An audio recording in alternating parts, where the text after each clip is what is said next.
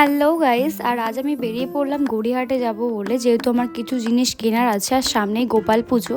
তো তার জন্য আমরা ভাবছিলাম যে একটা গোপালের দোলনা কিনবো। তো চলো তোমাদের সাথে পুরোটাই শেয়ার করবো। ইতিমধ্যে আমি বাড়ির থেকে বেরিয়ে অটোতে উঠে পড়েছি। তো দুটো অটো চেঞ্জ করতে তারপর একটা অটোতে উঠে পড়লাম, তারপরে ফাইনালি আমি পৌঁছে গেছি গড়িয়াহাটে। তো চলো শেয়ার করছি।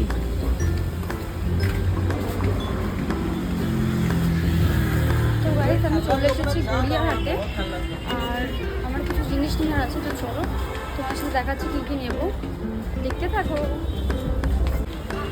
তো বেসিক্যালি এই জায়গাটায় ঠাকুরের সব কিছু পাওয়া যায়। তো চলো আমি তোমাদের সাথে শেয়ার করছি, দেখতে পাবো।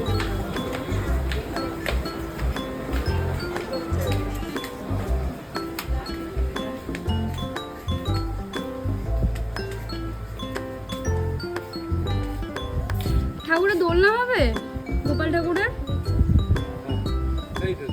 তো ওই দাদার দোকান থেকে সব কিছু নেওয়া হয়, আর বললো যে হয়ে যাবে। আর এটা 500 টাকা পড়েছে। আমার পছন্দ হয়েছে বলে আমি নিয়ে নিয়েছি, কারণ পছন্দের জিনিস আমি আবার বেশি দাম দর করতে পারি না গাইস। যাই হোক, তো তারপর আমি সেটা নিয়ে ওখান থেকে বেরিয়ে গেলাম।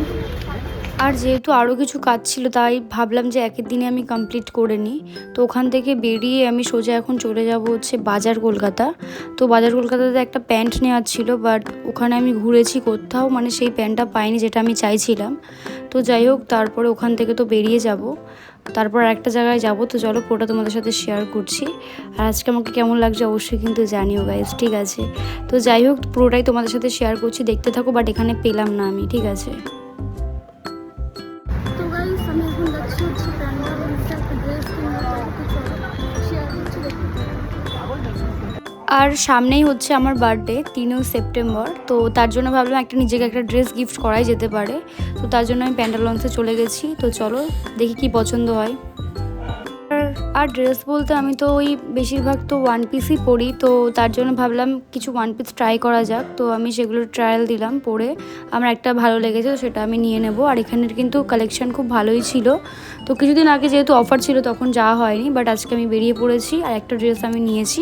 সেটা আমি তোমাদেরকে এখন দেখাবো না, ওটা আমি বার্থডে দিন পরবো, আর সেদিনই তোমাদেরকে দেখাবো, ঠিক আছে? কত সুন্দর সুন্দর কালেকশন, তোমরাই দেখো, ঠিক আছে? আর তারপরেই তো আমি ওখান থেকে বিল করে বেরিয়ে যাব, যেহেতু আমি লাঞ্চ করে আসিনি। আমার ভীষণ খিদে পেয়ে যাচ্ছিল, আর ভাবছিলাম বাইরের খাবার খাবো। তো তার জন্য তাড়াতাড়ি ফিরে যাই বাড়িতে। তারপর একটা আইসক্রিম খেয়ে আমি ডিরেক্ট একদম অটোতে উঠে পড়েছি বাড়ি আসার জন্য, কারণ বাইরের খাবার খেলে প্রচুর শরীর খারাপ করছে আমার।